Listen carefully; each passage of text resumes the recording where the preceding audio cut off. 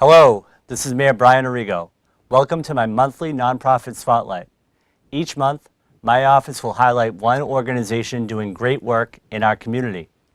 For more information about all nonprofits in the city, please visit revere.org and under the Residents tab, click on Nonprofits and Community Resources. If you know of any organizations doing great work, please let my office know. Thank you and enjoy the interview. All right, Happy New Year, everyone, and welcome to the January 2017 edition of Mayor Arrigo's Nonprofit Spotlight, as we continue to take a look at some of the great nonprofits in our community and the work that they're doing. Today we have Mary Jane Terenzi from the Revere Society for Cultural and Historic Preservation. Did I get that exactly right? You did, perfect. All right, sometimes I say historical or mix up the order of one of the words, so I'm glad we got that right. So really quickly, I think a lot of people are familiar to some extent with what you do, but just introduce in a nutshell exactly what the society is and what you do. Well, we're not just a historic society, although that's our main mission, is to bring history and culture to the city of Revere, to all the people of Revere. We have an awesome building at 108 Beach Street, which many may remember as the Immaculate Conception Rectory from years ago. And it's a museum. It's a museum filled with everything about Revere. We have pieces from the schools, from the city, from the wars. Just a really great museum for the people to see and learn about the city of Revere. Yeah, I have to say, I went in for the first time probably since I was in high school. Well, I think it was maybe 2 months ago when you had the open house, and I was blown away by just how many different types of exhibits there are there. I know. I probably can't explain it as well as if you come in, because when I explain it and people think, well, you know, it's just a building, there's probably just, you know, a few things here, a few things there. It's full. Yeah. It's amazing. It really is. I mean, you mentioned some of the exhibits. Some of the things I saw that I found really interesting. There was some campaign pins from like the early 1900s for some of the mayors of Revere at that time, and also a campaign poster from someone who was mayor in like 1914 or something, bragging about some of his accomplishments. I thought that was interesting. There was some football and basketball jackets and uniforms from Revere High teams from I think all the way back to the 40s and 50s. Yeah. Yep. But then also some really cool history about some of the transportation in the city, old train schedules, and some throwbacks to some of the old manufacturing that was in the city as well. Well, we have two really great collections, pretty much thanks to the city and Peter McCauley. Peter McCauley was known as Mr. Revere Beach, and he had two enormous collections, one which was bought by the owner of Kelly's, and you can see all of that in Kelly's restaurants all over Revere Beach, as well as Route 1 and Danvers. And then we have another collection which the city purchased from Peter McCauley, and that's what we have. And it's not as extensive as the one Kelly's has, but it's still pretty awesome. And then we have the original collection from the original Historic Society from the early 1800s. And it's incredible. We have stuff from the Civil War you would never expect to see. Yeah. Yeah, it's really, you have to visit if you haven't done it. It really is beyond what anyone's expectations could be. It's really fantastic. And part of obviously the work that you guys do to keep it going and keep it vibrant is obviously carry the torch for that history and do some fundraising campaigns. I know you're in the middle of one right now. Just talk to the residents a little bit about it. Well, as anyone who owns a home knows, you're constantly putting in effort to keep it looking its best and not leaking on your head, basically.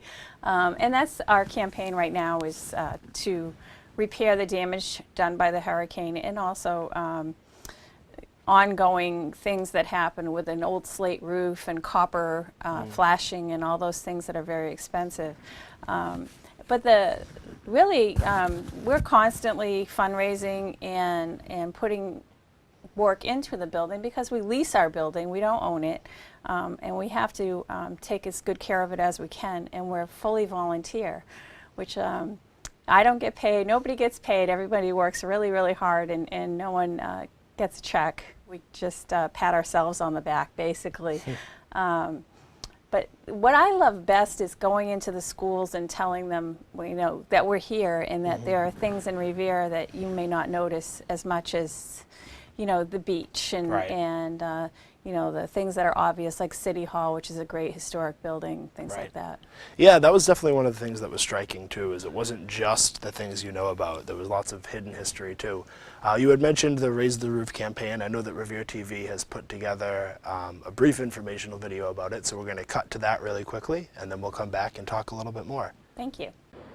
Hi, this is Mary Jane Terenzi, and I'm here at 108 Beach Street in Revere to talk to you about our project, Raise the Roof. This is our biggest fundraising effort to date, and as you can see by this nifty thermometer here, that we have a big goal. It is $35,000, and so far we've surpassed $14,000. And with your help, we can raise it and meet our goal. This is a section of the roof that is in really good repair. As you can see, all of the slate is intact, and the copper looks absolutely gorgeous.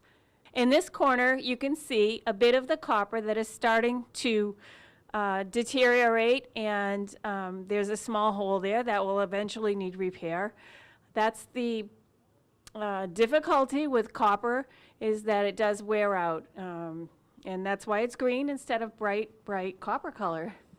It's wearing out all the time with the weather. As you can see, the difference in this corner of the roof, most of the copper is gone. And in its place is tar paper and tarps. Also, on the gable, you can see that there's a big difference between the green of the copper and the dark color of the area where the copper has been peeled off. You can see that some of the slates are missing from this section. Okay, as you can see, in the middle of the building, there's a very beautiful railing that covers the half-round roof, and that was also torn off by the tornado, and there is damage to the gutters and the railing itself. The railing has been taken down. Only half of it is left. So that is actually a custom woodworker's job. Those railings were done in layers to exact specifications. Because we're a historic building and we're on the National Register of Historic Places, we are very limited in what we can change as far as structure and the exact woodworking because of that preservation restriction. As you drive by, watch the red thermometer go up with your help. We really appreciate your help raising the roof. Thank you. And we're back. Thank you for sharing that video. So continue to support the Revere Society for Cultural and Historic Preservation through participating in that campaign. What are some other exciting things that might be coming up in the activities that you have going on in the next few years, say? Well, we've started having a movie day on a Saturday afternoon or a Sunday afternoon. That's something kind of new. We'll show something that's kind of historical. Seabiscuit is coming up. Next Stop, Wonderland, things that have sort of had a Revere tie-in, but it's a way to get people in to the museum to actually see it. And you can come in and see a movie for $1 and buy some snacks for $1 and things like that. But we really just want people to come in, whatever it takes.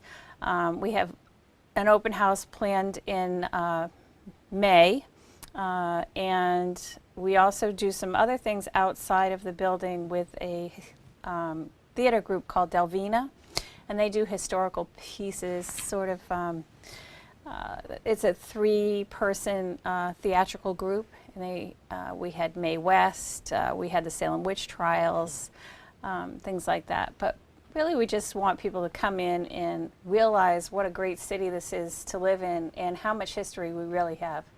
And we're really proud of it. Yeah, no, you should be, and not just in the city, but in the work you're doing. If people want to stay connected and learn about the events that are going on, what's the best way to do that? Well, we have a Facebook page. We found that right now we have a web page in progress, but our Facebook page has been the most successful because, I mean, as you know, Facebook reaches just about everybody. We don't get thousands of hits, but I'm really happy when we get hundreds of hits.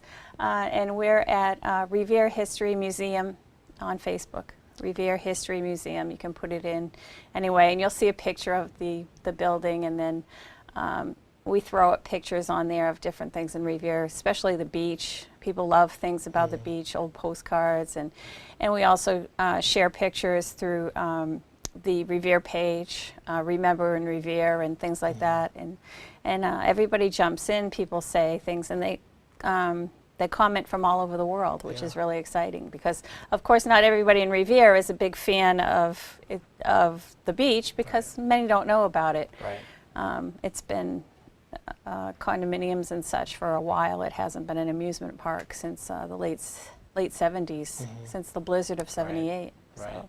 It's interesting to see that history. If people want to get more involved in the work that you do, you know, and become maybe the next group of people to carry that torch, we what would should love they do? that. Yeah. We would absolutely love that.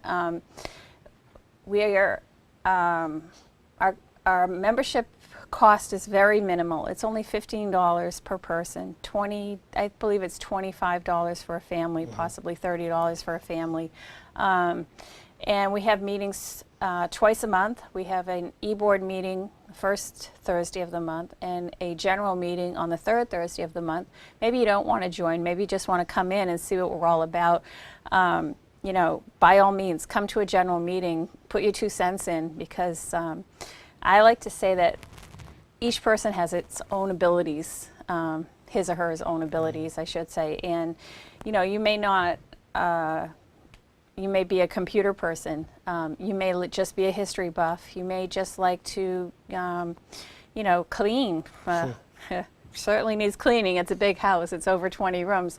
But any of those things, and also going into schools and talking to people, and going to events and talking to people, and helping, you know, set events up and things like that. We go to the beach every summer. We set up at the beach.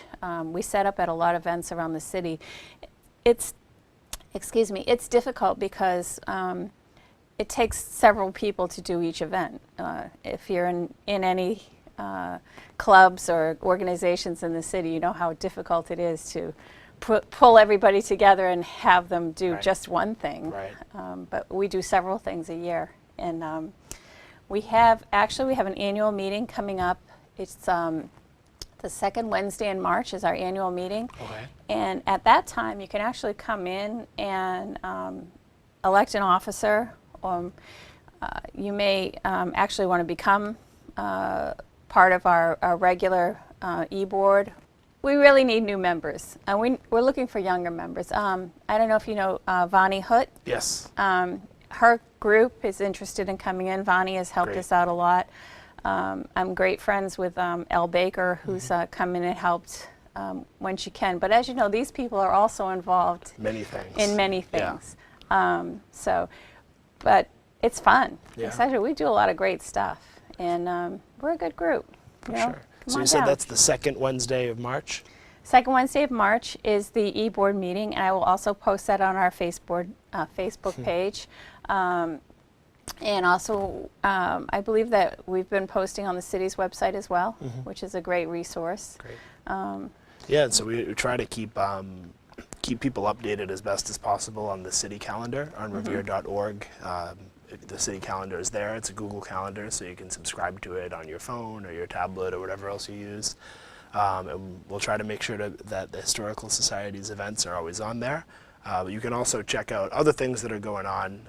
There's always so much happening between the different nonprofit groups in the city, community groups, events put on by the city. Lots of opportunities to engage and get involved. And the Revere Society for Cultural and Historic Preservation is one of the ways to do that. So thank you so much. Thanks for putting us in the spotlight. No problem. Any closing comments before we wrap this up? Well, actually, our museum is closed these Saturdays until after our annual meeting. So please come down at the end of March. We'll be open up to the public and come any Saturday. We're also open by appointment. You can call us at 286-2226 and leave a message. We will certainly come in and give you a tour. School groups, teachers out there, call us up. We love school kids to come in because, you know, when they come home and tell their parents about it, that's our best advertising.